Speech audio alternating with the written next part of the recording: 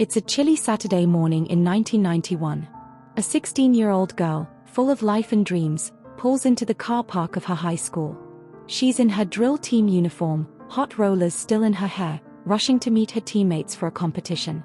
But within moments, she's gone, dragged into the shadows, her life brutally snuffed out. For nearly 3 decades, her killer walked free, leaving a community haunted and a family shattered. This is the story of Sarah Yarborough, and the relentless pursuit to bring her murderer to justice. Welcome back to True Crime Tales with Cosette, where we dive into the cases that grip our hearts and demand answers. Today, we're exploring a case that shook a small Washington town to its core, a murder that went unsolved for 28 years, until cutting-edge science and dogged determination finally cracked it open. This is the story of Sarah Yarborough, a bright, talented teenager whose life was stolen in a senseless act of violence, and the extraordinary efforts to find her killer. The day everything changed. On December 14, 1991, Federal Way, Washington, was a sleepy, close-knit community just south of Seattle. Sarah Yarborough, a 16-year-old honors student, was the epitome of the all-American girl next door. She loved art, ballet, and her drill team, where she danced with a passion that lit up the room.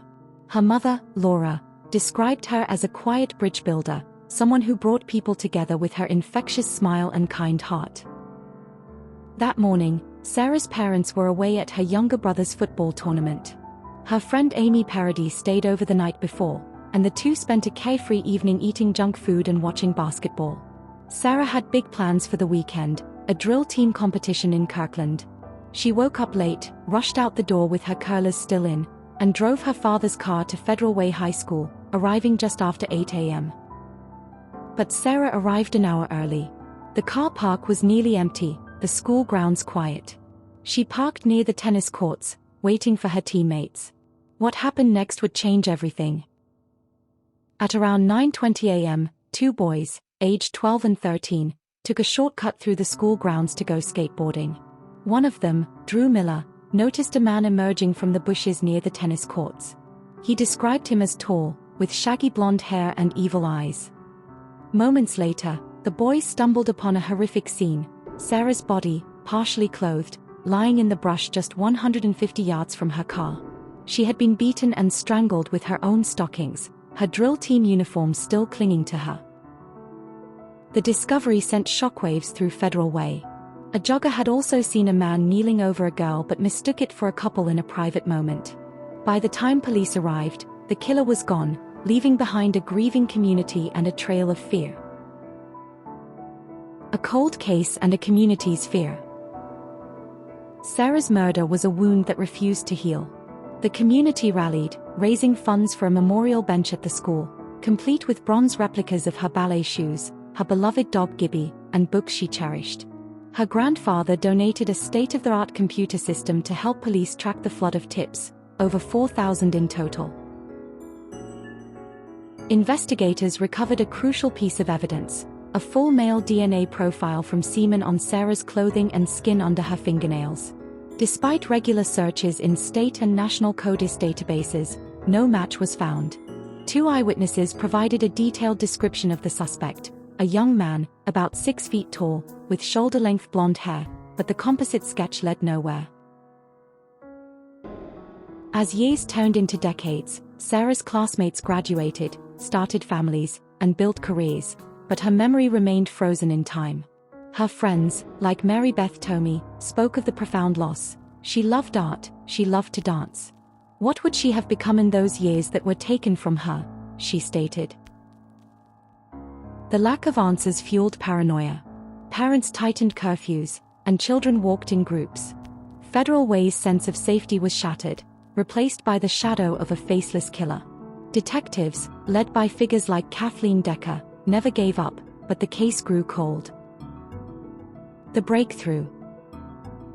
In 2011, a glimmer of hope emerged.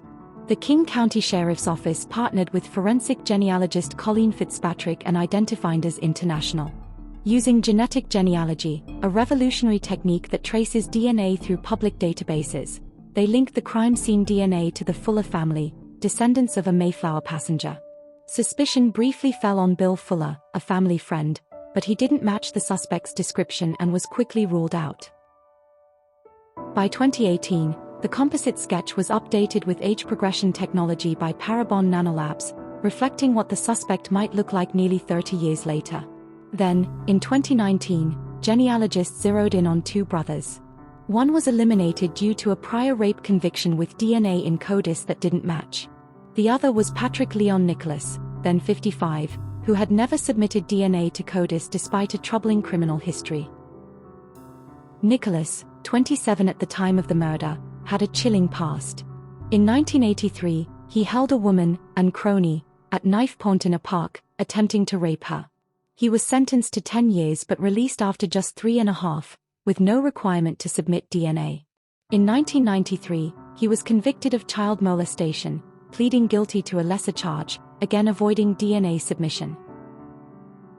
Undercover detectives followed Nicholas to a Kent strip mall, where he smoked 2 cigarettes and discarded them with a napkin. The DNA from those butts was a match to the semen and skin samples from Sarah's crime scene. In October 2019, 28 years after her murder, Patrick Nicholas was arrested at a bar in Kenton charged with first-degree murder. Justice at last. In April 2023, Patrick Nicholas stood trial. Prosecutors presented overwhelming DNA evidence, stating it was 590 billion times more likely to match Nicholas than a random person. They also revealed disturbing items found in his home, a 1994 newspaper article about Sarah's case and a torn photo of a woman in a cheerleader outfit. The defense argued the genetic genealogy was unreliable and pointed out discrepancies in the eyewitness descriptions, claiming Nicholas didn't match the acne-scarred suspect.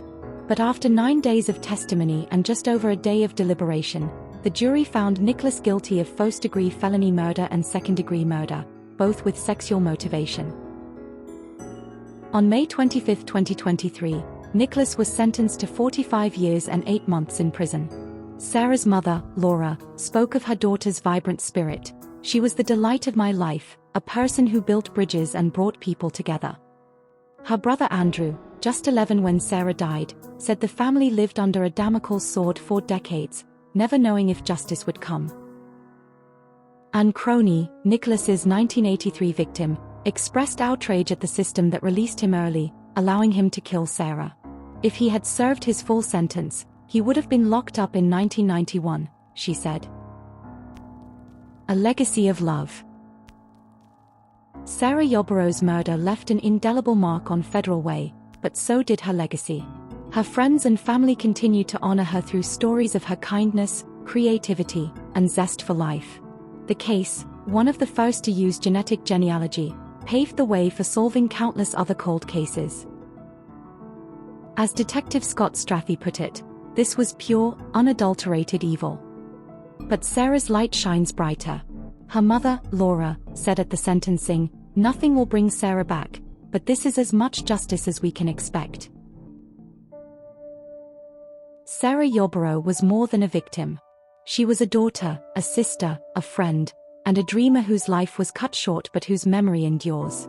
Thank you for joining me on True Crime Tales with Cosette. If this story moved you, please like, subscribe, and share to keep Sarah's story alive. Until next time, stay safe, and keep seeking the truth.